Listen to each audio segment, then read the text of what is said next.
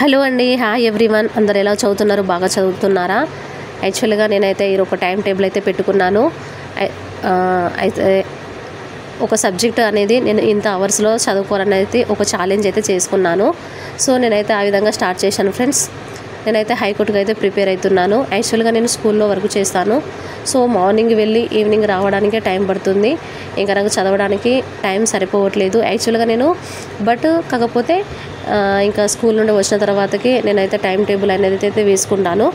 Daily చదువుతాను. So నేనైతే విజేత కాంపిటీషన్స్ అయితే బుక్ అనేది తీసుకున్నాను. చాలా బాగుంది. హైకోర్టుకి చాలా మంచిగా మంచిగా అర్థమవుతుంది ఫ్రెండ్స్. మీరు కూడా ఎవరైతే కావాలనుకుంటే తీసుకోండి. యాక్చువల్గా నేనైతే స్కూల్కి అయితే ఆ రోజు లీవ్ తీసుకున్నాను. ఎందుకంటే నాకు అసలు ఫుల్ కోల్డ్ అయింది. అసలు చాలా కొంచెం హెల్త్ అయితే బాగలేదు అనేసి అయితే నేను లీవ్ తీసుకున్నాను. సో ఇంకా లీవ్ తీసుకున్నా కదా అనేసి ఇంకా నాకు హెల్త్ బాగాలేదనేది నాకు అసలు పడుకోబుద్ధి కాలేదు. ఎందుకంటే ఇటు స్కూల్లో వర్క్ చేసుకుంటూ చదువుకోవాలి కాబట్టి చాలా కొంచెం టైం టేబుల్ అనేది చాలా బ్యాలెన్స్ చేసుకుంటూ చదువుకోవాలి. సో ఇంకా నేనైతే మంచిగా లీవ్ తీసుకున్నా కాబట్టి నేనైతే ఒక టైం టేబుల్ లాగా పెట్టుకొని ఇంత ఛాలెంజ్ లాగా చదువుకున్నాను. మీరు కూడా అలానే చేయండి. ఎందుకంటే మనం ఒక టైం టేబుల్ అనేది ఖచ్చితంగా వేసుకుంటేనే మనం దాని ప్రకారంగా ఫాలో అవుతాము. కొంచెమైతే కన్ఫామ్గా చదువుతాము. నేనైతే ఇంకా మార్నింగ్ అనేసి 8:30కి ఏమో స్టార్ట్ చేశాను. 8:30 నుండి కరెక్ట్గా నేను టైం పెట్టుకొని ఇంకా 2 hours ఖచ్చితంగా నేను చదివాను. ఆ తర్వాత మరలా కొంచెం బ్రేక్ తీసుకున్నాను. బ్రేక్ తీసుకున్న తర్వాత మళ్ళీ నేను లంచ్ టైం వరకు ఖచ్చితంగా 1 వరకు కూర్చొని చదవాలనుకున్నాను ఫ్రెండ్స్. సో ఇక తర్వాత మళ్ళీ ఇంకా కొంచెం బట్టలు వాష్ చేసుకున్నాను. అసలు చదువుకోవడం అంటే ఇటు జాబ్ చేసుకుంటూ చదవడం అంటే చాలా కష్టంగా ఉంటుంది. కాకపోతే నేనైతే ముందుగా కాంపిటేటివ్ ఎగ్జామ్కి ప్రిపేర్ అయ్యే వాళ్ళ కోసం అయితే నేనైతే ఏం సజెషన్ ఇస్తానంటే, మీరైతే జాబ్ తెచ్చుకోవాలనుకుంటే పార్ట్ టైమ్గా కూడా జాబ్ అసలు చేయకూడదు. ముందుగానే మొత్తం ప్రీ ప్లానింగ్ చేసుకొని బాగా కష్టపడాలి. ఆ తర్వాతనే మనము జాబ్ తెచ్చుకున్న తర్వాతనే మనం జాబ్ చేయగలుగుతాము. ఇలా జాబ్ చేస్తూ చదువుకోవడం అంటే అది చాలా కష్టం అండి. ఎందుకంటే మనము డ్యూటీలోనే చాలా స్ట్రెస్ అయిపోతాం కదా. మళ్ళీ ఇంటికి వచ్చిన తర్వాత టైర్డ్ అనిపిస్తుంది, పడుకోవాలనిపిస్తుంది. ఇంకా అసలు చదివింది కూడా బుర్రకెక్కదు.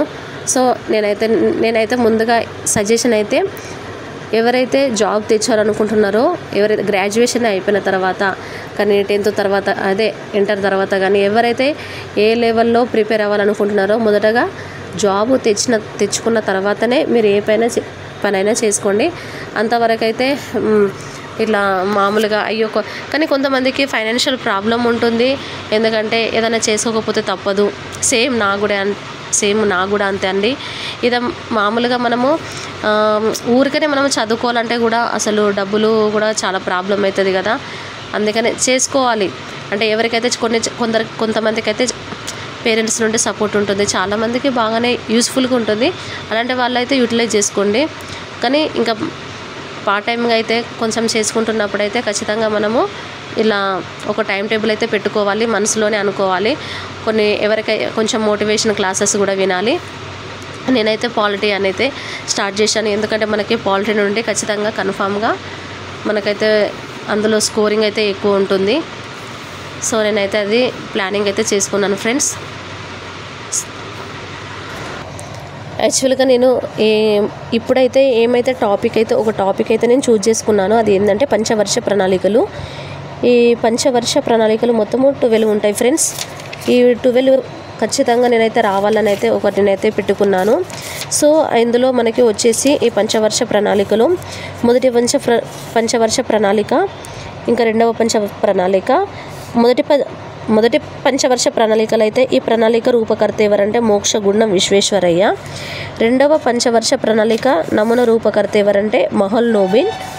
మూడవ పంచవర్ష ప్రణాళిక అధ్యక్షుడు జవహర్లాల్ నెహ్రూ. అండ్ దీని యొక్క రూపకర్త ఎవరంటే అశోక్ మెహతా అండ్ పీతాంబర్ పంత్. ఇంకా తర్వాత 4వ పంచవర్ష ప్రణాళికలో రూపకర్త డిఆర్ గాడ్గిల్. ఈ యొక్క సంఘ ఉపాధ్యక్షుడు డిఆర్ గాడ్గిల్ సేమ్. ఇంకా ప్రణాళిక సంఘ అధ్యక్షుడు ఇందిరాగాంధీ. 5వ పంచవర్ష ప్రణాళికలో వచ్చేసి రూపకర్త డిపి దర్, అధ్యక్షులు ఇందిరాగాంధీ, ఉపాధ్యక్షులు పిఎన్ హక్సన్. 6వ పంచవర్ష ప్రణాళికలో వచ్చేసి లాక్డవాలా. అండ్ 6వ ప్రణాళిక అధ్యక్షులు ఇందిరాగాంధీ, ఉపాధ్యక్షులు ఎన్డి తివారీ.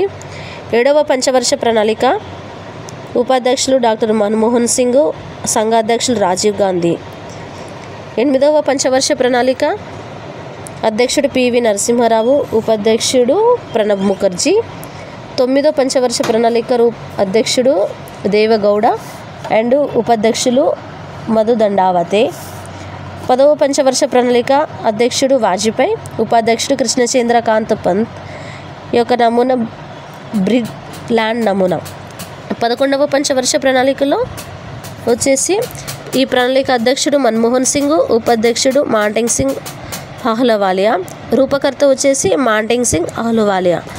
12వ పంచవర్ష ప్రణాళికలు మన్మోహన్ సింగ్, ఈ ప్రణాళిక రూపకర్త, ఉపాధ్యక్షులు మాంటెంగ్ సింగ్ అహ్లూవాలియా. ప్రాధాన్యత దీని యొక్క సత్వర నిలకడగల సమీకృత అభివృద్ధి. ఇంకా నేను ఈ విధంగానైతే ఈ యొక్క 12 పంచవర్ష ప్రణాళికలు అయితే నేను ఈ విధంగా చదువుకున్నాను. ఇంకా అది మనకు ఏ సంవత్సరంలో అనేది కూడా స్టార్ట్ చేశారనేసి కూడా మనము ఒక నోట్స్ అనేది ప్రిపేర్ చేసుకోవాలి. అట్లా అయితేనే మనకు గుర్తుంటుంది, లేదంటే మనకు గుర్తుండదు. ఇంకా మొదటి ప్రణాళిక ఇందులో వచ్చేసి